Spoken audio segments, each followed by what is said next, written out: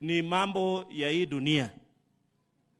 Hii mambo ya hii watu wanakunywa chai ya kina Ichungwah, sijui ya kina Kalonzo. Hiyo chai na mandazi wanakunywa Bomas, wanaharibu pesa yetu. Hakuna haja ya hii mazungumzo. Ama nyinyi mnataka handshake? Mambo ya handshake, hawa watu, Your Excellency, walizungumza on 9th August 2022 sorry. Na wakasema wazi, rais ni William Ruto, wewe ni naibu wake. Hii mambo watu wanaenda kuketi Bomas kukunywa chai na mandazi na kutupatia bill ya serikali bure, wanafanya nini? Now we want to ask, hiyo mazungumzo, there is no need. Tinga ni jirani yetu hapa. Akishinda nyinyi Nairobi, mimi tutafunga na yeka Kapsengere asipande, najua hapa kwake, asiwazumbue huko Nairobi.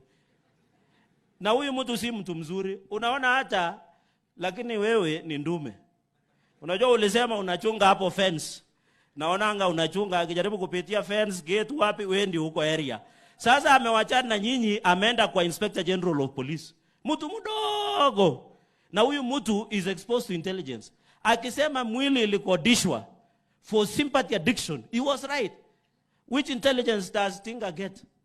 And why is he attacking junior servants? Akitaka siasa apambane na Cherargei, ligi yako iko kubwa, wacha mimi ndapambana na yeye hapa chini na ma MCA. Hiyo ndio ligi yetu hapa, isiwasubwe. He should stop intimidating and harassing the Inspector General of Police, because we know kama alikodisha mwili hapa ya kubuy public sympathy addiction, alijipiga risasi gari yake na kusema kulikuwa na assassination attempt.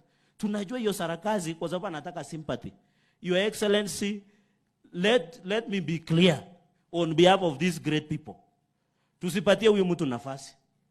Aliingia kwa Moi akameza jogo. Aliingia kwa Kibaki akataka kumeza carpet na VIP toilet. Akaingia kwa Uhuru akachanganyisha rafiki yetu mpaka amechanganyikiwa mpaka leo. So Your Excellency, hata asikuja ile kazi umepewa, Bishop tu naomba kwa sababu you are two, kuna emeritus na Karen. Maombi mingi iende kwa Rigathi.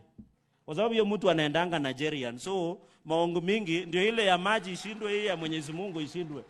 So I want to really request Your Excellency, na mambo finally, hii Presidential Working Party Education reforms we support, lakini mtueleze vizuri vile inakaa.